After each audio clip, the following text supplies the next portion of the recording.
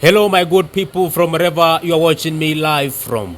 My name is Hilary Musyoki and of course, number one online trending television in Kenya, Rada TV on here. Na hii leo basi niko na mrembo mzuri sana ambaye ni very beautiful as you can see. Na huyu mrembo ametokea pande ya Machakos, Nguluni Matungulu West, na tutakuwa tunaongea na yeye siku ya leo tuweze kujua mambo namna gani, yeye ndio nani, na nikikuguzia kidogo tu. This beautiful lady as you can see haizi kuona aoni chochote, lakini story namna gani? Ndio maana siku ya leo tunataka tujue story ilianzia wapi, story inaenda namna gani. So in the meantime, catch up with me, keep subscribing, keep liking, comment, share, ili huyu mrembo aweze kusaidika. Mbona asaidike? Tusikie story yake namna gani. Good morning Patricia. Good morning Mr. Hilary. Yes, maybe you can start with your name and tell us more about you. Okay, I am Patricia Kamene. I'm from Machakos County, Matungulu sub-county, and Isoni village, and I am a student. To be precise, I'm studying at Tangaza University College, doing my BA there for leadership and management, and I'm totally blind, and I'm proud of who I am because my disability is my strength. You are totally blind. Yes. Kwanza kabisa before tufike kwa you are blind. Ulisoma namna gani? Mambo yalianzia wapi? Yaani kijijini pale kulikuwa namna gani? Tueleze hii story, ukakuwa mdogo, ukafika wapi? Maisha yalikuwa namna gani? Okay, nikizaliwa nilikuwa na uwezo wa kuona, but in the year 2007 at the age of 9 years old, nililala nikamka, and the only thing I was able to see is blackout, darkness. Sasa hapo ndio macho the sight ilipotea. Ngoja. Ulikuwa unaona wewe? Naam. Ulikuwa unaona from class? Since I was born. Since was born ulikuwa unaona? Na uli lose eyesight kama lini? At the age of 9 years old, in the year 2007. In the year 2007? Yes. That is when you lost your eyesight. Exactly. What exactly happened? Sleeping and waking up. I never felt sick, sikuwa na shida ya macho. Nikulala tu na kuamka. Asikuweza kuona anything. Wait. Just sleeping, waking up, you can't see anything. Exactly. Yeah, that's what happened. Who was around? My mother and my siblings and my auntie. Story yako ni ndefu. Ngoja. Ulizaliwa which year? That is back in 1996. 1996. Yeah. So how old are you now? I'm turning 27 this year. You are turning 27 this year. Yeah. Ulizaliwa vizuri, ulikuwa unaona, mambo yakakuwa mzuri, ukasoma, uliacha kuona kwa class 4. Class 4. Ndio uliacha kuona. Ulilala vizuri. Ukaamka, macho yako darkness. Macho, okay, like I can blink normally, but I can't see anything. The sight is not there. But my eyes are blinking normally, like a sighted person. But the only thing I was unable to see is the light itself. So by this time, who was you living with? I was living with my mommy. Your mommy? Yeah. And your dad? He was, he was the breadwinner of the family. So he was in Nairobi. So we were back in the village. So by this time, your dad was in Nairobi now. You was in the house with your mommy and grandmom. Exactly. Nice. Now, how did your parents, more so your mother, because she was there, receive this story? First of all, personally, even convincing myself that I'm unable to see it was something else. I've woken up. I'm supposed to prepare to go to school. I'm having an examination that day, and I'm like, the only thing I'm able to see is darkness. So trying to even to tell my auntie, auntie, naona tu giza, unaniambia siku niende wapi? She's like, stop pretending, we're getting late. So first of all, convincing myself I can't see it was another issue actually.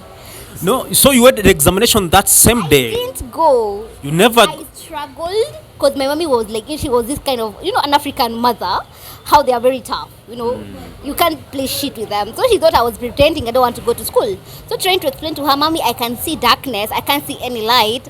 But to her, astonishment, I was blinking normally. My eyes were already open. So how comes I'm saying I can't see? So to your mother and to your grandmother, this seemed to be a joke? It was a joke, a big joke. Even for myself, it was a joke. Aliniambia nitoke nje, I wasn't able to toka nje. Akanitoa. So I received the worst beating of my life. Wait. Sasa vile mamako alijua, ulimwambia hauoni kitu, unaona darkness. Mamako alikuchapa kichapo? Yeah. Jona anafikiri najifanya. I'm pretending I don't want to go to school. Unafikiri una pretend, akakuchapa sana. So alinitoa nje. All of a sudden she went and came with her friend. The moment that you're confused, you need somebody to like to talk to. So when she came with her friend, the friend was like, "Guy, umemchapa, umemfanyia anything lakini haoni." And then that time I didn't have any kind of senses. So they used to try, like wananiwekea mikono, vidole, I can't sense, I can't move. So it was serious. So I was taken to my grandfather. Akasema, "Hey, this girl was with her yesterday." So anajifanya mwachilia aende. Mimi nikaingia kwa vichaka. So he took it seriously. I was taken to the hospital the same day. Nikapelekwa Nguluni Hospital. It wasn't a big hospital by then. It was just like a dispensary thing. So wakanikataa. Nikapelekwa Kangondo. They were shocked also because every kind of a disease that can cause blindness, I was free from those diseases. Ulipimwa kabisa ukapatikana hamna kitu kingine ambacho kinaweza sababisha ulusi na eyesight? Hamna. So that was the beginning of my new journey in the world of disability. I had to drop out of school. This time was in class 4, remember? Yeah. You had to do an examination that you never did. I didn't go to how can I do examination yet I have lost my eyesight? What came next? So see, like not going to school. Now we're going to people of God, here and there. Sasa hapo ukaanza kutafuta maombi hapa na hapa. Exactly. Because umejaribu pale hospitali imekataa kabisa. Umepata hakuna kitu. Sasa ukaanza kuenda kwa mapastors nini. Umeenda kama wapi na wapi? Oh my goodness, I've traveled, I've walked. Tumetembea sana. Anytime we used to hear that the man of God is more powerful, tulikuwa tunaenda, but it didn't work till today. I work. I realized that a person like me can go and study. So I started like requesting for my parents to take me back to school, but they were like, utasoma aje, uoni bla bla. Sasa miaka kama mingapi hivi imemalizika ukiwa? Miaka miwili imeisha ukiwa huko shule. Siko shule. 2 years. Yeah. You want now to go back to school? I want to go back to school. You can't see? I can't see. Oh my God. But my mom believed in me so much. She was like, if you can go to school and get education, it's okay because I can't offer you anything. Kitu ya kwanza, you have a disability. Yes. And maybe sitakuwa one day. So the only thing you can defend yourself with, it's papers. It's what you have in your head. Yeah.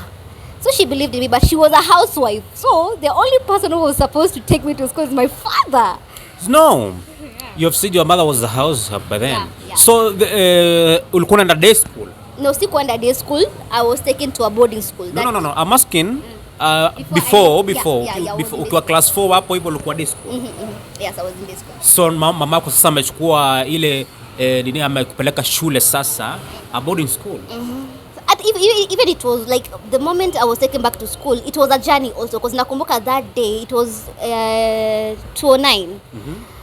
Around September there. Mamangu alitandikwa na babangu siku manane. Like I've grown in a family whereby I've been seeing my mommy being beaten up, the baby thing and stuff. Sasa that day alipigwa sana. Sasa nikaenda kumuokoa, akaambiwa toka na kipofu chako. So my daddy called me. At this point, mamako anatandikwa. Sasa anatandikiwa nini kwanza na babako? Because even in the whole story you are talking about your mommy. We are not even hearing about your dad. I love my mommy so much. You love your mommy so much. But where was your dad by then? Okay, he was a breadwinner, yes. Now, but not just like, so that was my journey. Because now the problem was mamangu hana kazi. Amefukuzwa. So she had to go back to her abusive husband to plead nipelekwe shule. So by this time umerudi shule sasa? Nikarudi shule 2010. That was 2010. From ulikuwa eyesight ukiwa 07. Yeah. Umerudi 2010, 3 years outside. Sasa ulienda shule pande gani? Kangondo DB Primary School. Kangondo DB Primary School in Machakos County. Yeah. So I met a good head teacher who really supported me and showed me like this is life and you have to accept it. And I was so impressed meeting other visually impaired people. Even a teacher was visually impaired by then. Akaniambia sioni. and I've gone even to university level, and I'm teaching you, so you have to accept yourself. This motivated me, and I was like, gosh, I have to make it in life. I have to get education. Sasa hapo umesoma ukamaliza class 8. Nikamaliza class 8, nikaenda high school, but it was a struggle. How many marks did you score? I at primary level I scored 282. 292. 82. Yeah. Wow. Ukaenda which high school? I went to Thika High School for the blind. Thika High School for the blind. Yeah. Kiambu. I got a C constant. C constant. Wow, congratulations. Thank you. With all those challenges, you managed just C constant. And that time my daddy was no more in our lives because he tried killing my mother. So mamangu akaamua ku move from your dad tried killing your mother. Exactly. This is so my mommy moved from her marriage. And since 2012, we've been depending on this mother, this woman. She's a strong woman and I love her so much. And you're 5 of us. I being the firstborn and I have other 4 siblings behind me. So we've been depending on her. She's not that educated, by the way. And the work she does, si kazi inalipa, because she does the house help work actually. So nijaze basari, nipate, nikose, niendelee na masomo, tuongee na teacher, tuongee na principal, asinifukuze shule, tuendelee. I get an organization that inanilipia school fees. I came across a good organization, inaitwa Maisha Mazuri, which like paid my school fees. Na ikanisponsor mpaka nikafika university college, that is college level, my diploma nikamaliza. Na kizungumkuti imekuwa my BA level because it's quite expensive. Very expensive. Very expensive.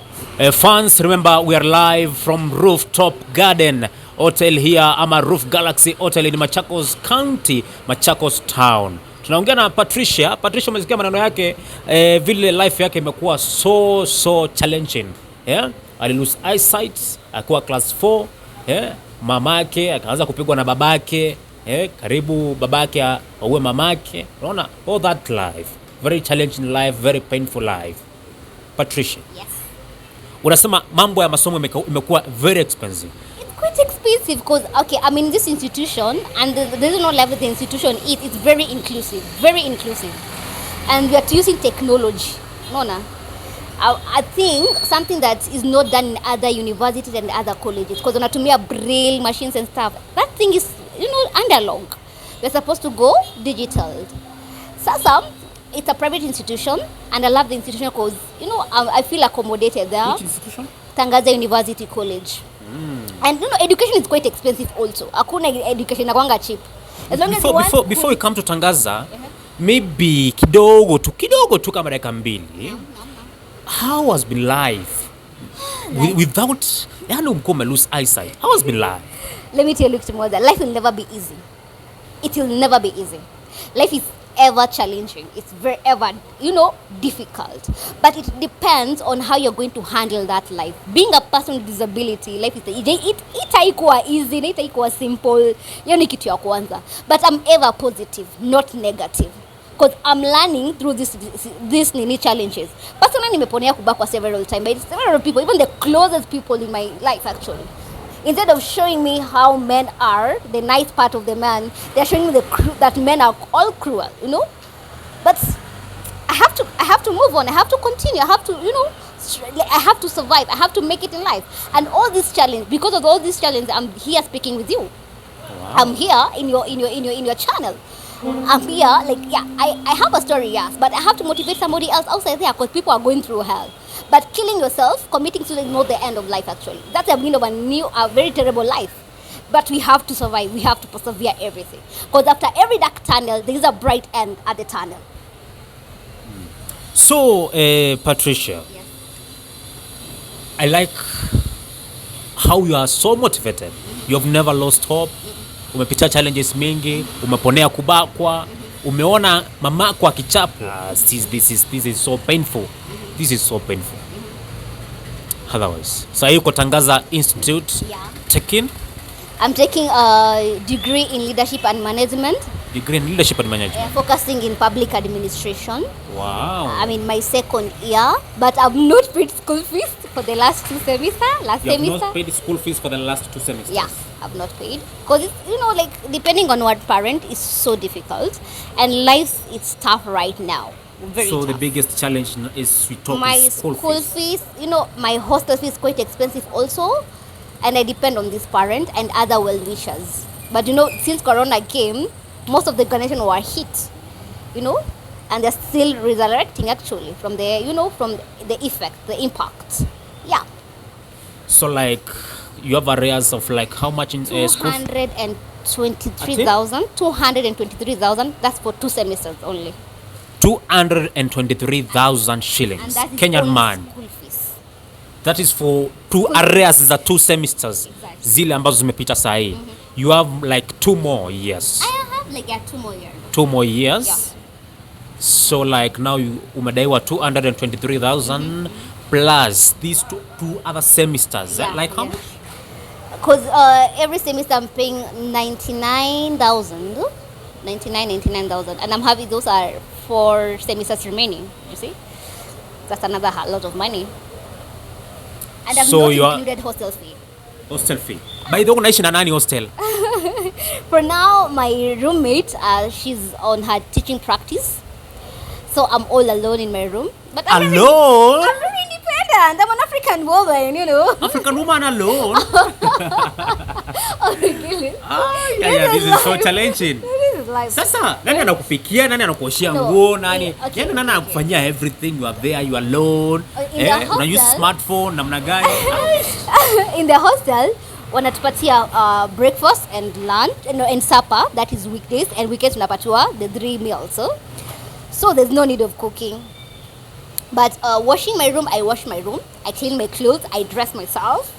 I wash my utensils. I'm an African woman, very independent, man. I like it. Yani wewe uko sawa tu. Despite all the challenges, wewe uko sawa tu. I like it. I like it how you have never lost hope. This is hope after everything, actually. I'm learning. All the challenges I've gone through, they're like my stepping stone. And that's why I'm saying my disability is my strength. Your disability is your strength. My biggest weakness is my disability, but I decided to make it a strength. Nice. Your challenge hapo umesema ni school fees. Yeah. 2 years more? Yeah, 2 years more. 2 years arrears? Yeah. 223,000? 2 semesters. Do you have any hint of where you are coming to get this money? Me, like right now, I'm depending on, like we have our government, and the well-wishers, the organization and stuff. So I would like to plead and request our Machakos governor, that is Wavinya Ndeti. I know she's a mommy with a big heart. This money is not big for her. And her deputy also, and my MP, Stephen Mwanamole, Mheshimiwa, we're having the governor of Nairobi, Mheshimiwa Sakaja, we're having Mheshimiwa Mike Sonko, these are people with big hearts. We're having the president, his excellency, and his deputy, So these people, when they come together, this money is like, I'm going to finish my education. And let me tell you one thing. I have a disability. The only thing I can depend on and I can defend myself with in this world, it's only having papers. I have all the beauty, but beauty without brains is nothing. So you're pleading to the county government of Machakos, yes. Nairobi Governor Sakaja, yes. Mheshimiwa Mike Mbuvi Sonko, yes. to kindly assist you. Exactly, and other well-wishers, any organizations, that they feel they can chip in and assist. Kama ni school fees you feel like paying, it's okay. Kama ni hostel fee, at least nimalize my degree, because itakuwa a shame nikiachia degree katikati because of school fees. And beauty without brains ni mambo ya bure tu. Beauty without brains ni mambo ya bure tu. That's why Patricia is here pleading and kindly requesting Machakos County Government, led by Governor Wavinya Ndeti, his Deputy Francis Mwangangi Kelonzo, MP wake Stephen Mule. This is which constituency? Matungulu constituency. Nice. Governor Sakaja anasema kwa sababu anaishi Nairobi, anasomea Nairobi, anauliza hata Governor Sakaja aweze kuingililia ndani ili aweze kumsaidia amalize hii masomo yake. Kisha Mike Mbuvi Sonko. By the way, congratulations. I want to take this an opportunity to congratulate Mike Mbuvi Sonko. Tumeona umefanya mambo mingi sana by the way. very touching things. Umetoa watu Saudi Arabia, umerescue Congestina, umewapeleka. Yani Mike Mbuvi Sonko by the way has a big heart. Yeah. Actually, I am even personally calling for you Mike Mbuvi Sonko to intervene on this. At least usaidie huyu mrembo asome, amalize tu masomo, because amesema yeye mwenyewe she would like to be a learned woman. She's an African woman, yes, but beauty without brains is nothing. You see? So kindly all well wishers ambao wangependa kusaidia au mrembo aweze kumaliza hizi fee arrears yake. Umesikia amesema ako na 223,000 uncleared arrears za shule for 2 semesters. We still have 2 years mbele yake. Tafadhali tujitokeze kwa wingi, all the waheshimiwa well wishers, na yule ambaye anaweza kusaidia huyu dada Patricia ajitokeze, tuweze kusaidia huyu dada aweze kumaliza masomo yake vizuri. How will you feel if these bills are paid, these arrears are cleared? I can't explain my excitement actually. I can't explain, because that's a step ahead nimemaliza, and I'm proving the most of my village, even if you have a disability, you can get education, because most of the PWDs in my village are not educated, but they're still back at their homes, I'm like their role model, and I'll also want to pay back to the society. So it's all about invest, you benefit one person, you empower one, and that person goes and empower other people. Yeah, it's not about being selfish. You're going to help me, and I'll help somebody else in the future. Utasoma. Kama ni masomo na mimi najua utasoma. Mimi najua Kenya iko na watu ambao wanaweza kusaidia sana. Don't lose hope. Na tukimalizia labda, what is one point to those who maybe have your condition, wame lose hope, wako huku tu kwa barabara, namna gani? Unawaambia nini? Unasema nini? Una jambo lipi la kusema? Na before useme hiyo, nimeona unafanya mpaka motivational speaking kwa mashule. Kwa nini? You are an African woman. Just unafanya motivational. Umefanya for long? Since I exerted myself. That is back in 2012, 2013, 2014, 2015. And the person who motivated me to do this, akanifunza hata kusimama mbele ya watu. That is my head teacher. That man really pushed me. I remember the first time I stood in front of people, I cried. I was scared. But he really pushed me. By the way, Patricia looks so beautiful. Patricia is so smart. But they would dresses you. I do. You do? I do. You go shop? My mommy does the shopping for me. Kazi yangu ni kungara. Or sometimes when I'm having friends, we go for window shopping. Nice. Ikini nice. I'm a mommy's girl. And I have to look good also. Ndio watu kitu. Okay. There is hope actually. There is hope. Guys, there is hope. There's no giving hope. I know you're going through a hard time right now, a hard situation. But please never give up. Because I said earlier, after every dark moment in the tunnel, there is a brighter.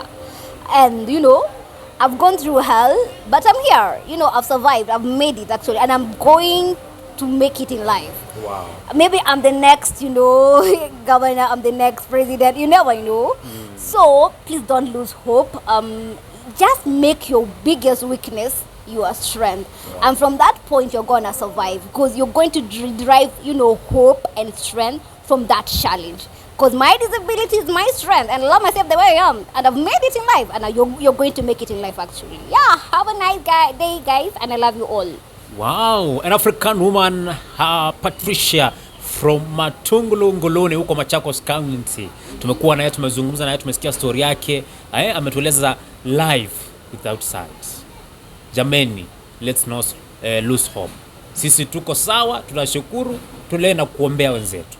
Tunaenda kusimama na wenzetu. Manzi. Nimeshukuru sana Patricia for coming for this interview. Hi, thank you too for hosting me here. Karibu sana. Thank you so much. I do appreciate it. Wow. Jameni, tumesikia story yake. All those have been touched. Please kindly can do something. This bright, beautiful lady, asome. Tafadhali ni wa Kenya, tujitokeze, tusaidie udad. Nashukuru sana. I've been your host, Hilary Musyoki. Remember, this is Rada TV, #1 online television in Kenya.